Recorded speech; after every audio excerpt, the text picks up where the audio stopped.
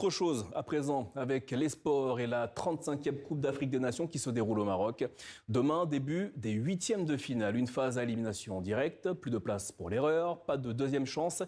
4 jours intensifs, 16 équipes, 8 d'entre elles seront éliminées d'ici mercredi prochain. Pour analyser cette nouvelle partie de la compétition, nous sommes avec Youssouf Mouloumbou, ancien capitaine emblématique de l'équipe nationale de RDC. Youssouf Mouloumbou, bonsoir et merci d'être avec nous. Bonsoir à vous. Alors nous entrons donc dans ces huitièmes de finale de la CAN. Pour vous qui avez connu cette compétition, cette pression, qu'est-ce que ça change? Alors là, on rentre dans le vif du sujet de la compétition. C'est les phases finales, les matchs couperets. C'est là où il y a plus de pression, mais plus droit à l'erreur. Donc, on a déjà fait les réglages lors des matchs de phase de poule. Et là, il va falloir être un peu plus tueur dans les deux surfaces et un peu plus décisif. Alors, demain, le Sénégal et le Soudan ouvrent le bal. Est-ce un match piège pour les Lions de la Teranga qui sont annoncés parmi les favoris de la compétition? Bon, tout d'abord, c'est une bonne chose pour le Soudan avec ce que vit le pays. Mais je pense que c'est une formalité. Ça devrait être une formalité pour le Sénégal. Avec les atouts offensifs qu'ils ont, ils ne doivent pas se faire beaucoup de soucis. Dimanche, le Maroc joue à domicile contre la Tanzanie. Est-ce un avantage décisif de jouer chez soi lorsqu'on organise une CAN? Par contre, ça peut être une pression supplémentaire. Je sais que le peuple marocain attend un résultat. Donc, contre le 12e homme, comme on dit. Exactement. Contre la Tanzanie, ça devrait passer dans de bonnes conditions. Mais attention à la surprise. Alors, toujours dimanche, il y a un autre choc. À Rabat, l'Afrique du Sud qui rencontre les Lions indomptables du Cameroun. Qui a le plus de chances, en tout cas sur le papier, d'emporter cette rencontre, selon vous? Un match un peu plus équilibré, avec une équipe d'Afrique du Sud qui joue super bien au ballon, qui a un football un peu folklorique. Et cette équipe du Cameroun qui nous a surpris, qu'on n'attendait pas forcément là, mais qui tactiquement a changé un peu son plan de jeu. Et donc le nouveau coach qui est arrivé, Pagou, a réussi un peu à recadrer cette équipe-là. Et je pense que ça va être un match très tendu, donc on va attendre. Mais je vois un avantage un peu historique pour le Cameroun. Alors parlons de la RDC, votre pays. Mardi, vous affrontez l'Algérie qui est sortie en tête de son groupe après 3 victoires.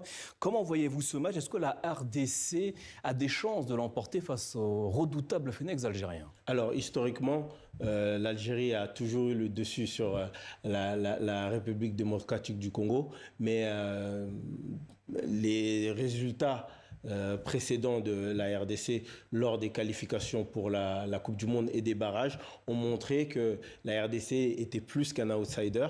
Donc on vient timidement, mais on vient pour créer la surprise. Et puis face au Sénégal, la RDC a montré un très beau visage.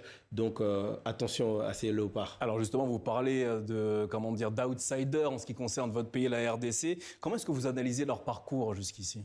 Alors moi je pense qu'on ne peut plus trop se cacher. On a gagné au barrage face au Cameroun, face au Nigeria. On est rentré timidement dans la compétition face au Bénin et on a monté un très beau visage et contre le Sénégal et contre le Botswana où on a réussi à marquer 3 buts. Donc on ne peut plus se cacher en disant outsider. Et je pense que au vu de ce que les fans algériens disent aujourd'hui, il faut faire attention à cette équipe de la RDC. Alors on va peut-être voir s'afficher le tableau complet de ces huitièmes de finale de la CAN qui se déroule au Maroc. Quand on voit ce tableau, selon vous, Youssouf Mouloumbou, qu'est-ce que ça vous inspire? Selon vous, qui a le plus de chances d'aller au bout de cette compétition? Alors sur la partie gauche où il y a le Nigeria, le Cameroun et le Sénégal, je pense que c'est la partie un peu plus facile, mais il faut faire attention à toutes ces équipes-là. Elles sont rentrées un peu dans la compétition un peu mollement, mais après le troisième match de poule, toutes les équipes favorites ont montré un très beau visage. Donc ça va être intéressant de voir un peu comment ils vont supporter la pression et surtout ce seront les détails qui seront très importants pour remporter ces matchs. Alors on le sait, lors des Coupes d'Afrique des Nations, il y a la compétition qui se déroule sur la pelouse entre les joueurs, mais il y a également la compétition qui se déroule dans les tribunes entre supporters. Les Congolais semblent se démarquer dans ce duel avec les autres nations présentes au Maroc.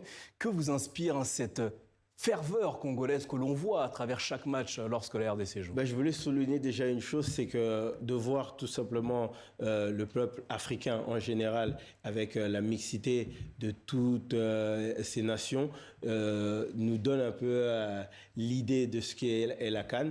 On veut qu'elle reste d'ailleurs chaque 2 ans et c'est bien de voir en fait cette image où tout le monde est rassemblé, ça se chambre bien amicalement et donc ça reste dans des bonnes règles et donc on est content de voir tous ces peuples fêter cette grande fête de la CAN. Et on espère que la fête se poursuivra à partir de demain avec le début des 8e de finale de la compétition. Youssouf Mulumbu, merci infiniment d'être venu analyser ces 8e de finale de la compétition qui commence donc demain et dont nous vous reparlerons dans votre journal Afrique.